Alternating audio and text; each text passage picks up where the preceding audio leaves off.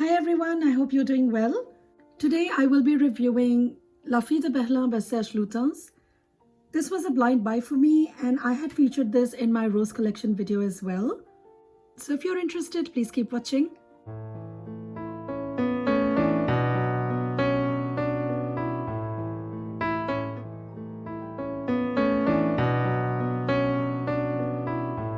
This was launched in 2013. The nose behind this fragrance is Christopher Sheldrake, who has also made quite a few fragrances for Serge Lutens.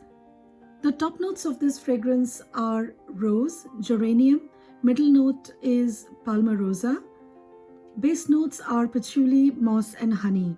These were as per Fragrantica, but I have also found other notes on other sites like pepper, violet, musk and amber.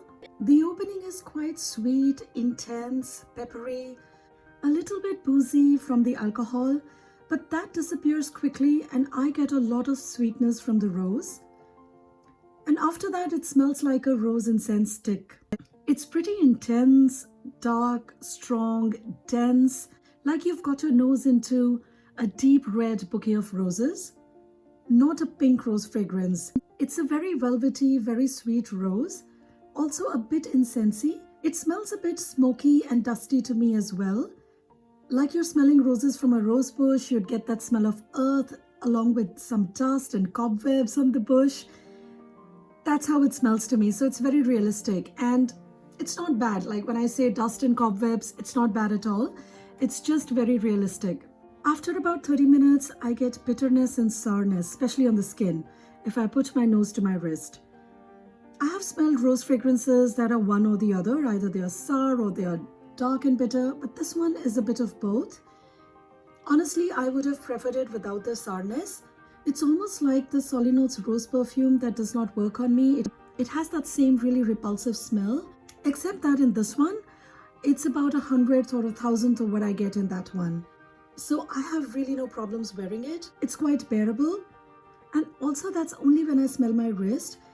But in the air and on clothes, it smells quite wonderful. Oh, and about the clothes.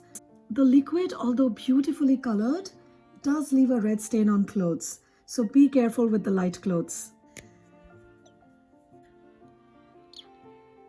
See, it's sort of pink even on the wrist. After an hour, it settles and becomes a very sweet, dry, dusty, powdery, velvety dark rose. It's not warm or cozy and it's not cool either. It's quite neutral that way. So this is not very big on projection or sillage except for the first 30 minutes or an hour, depending on how much you spray. It stays quite close and becomes quite faint after 3 to 4 hours. I do get light whiffs of it throughout the day and it's quite pretty. But the performance is just okay. I expected more because this is a $150 bottle of perfume for 50 ml. Personally for me, sillage and projection don't matter that much as long as I'm able to smell the fragrance. But longevity does. If I do 5-6 sprays and also spray my clothes, then it lasts all day. Overall, I think it's a beautiful rose for fall and winter. Quite inoffensive, it's unisex, goes from day to night.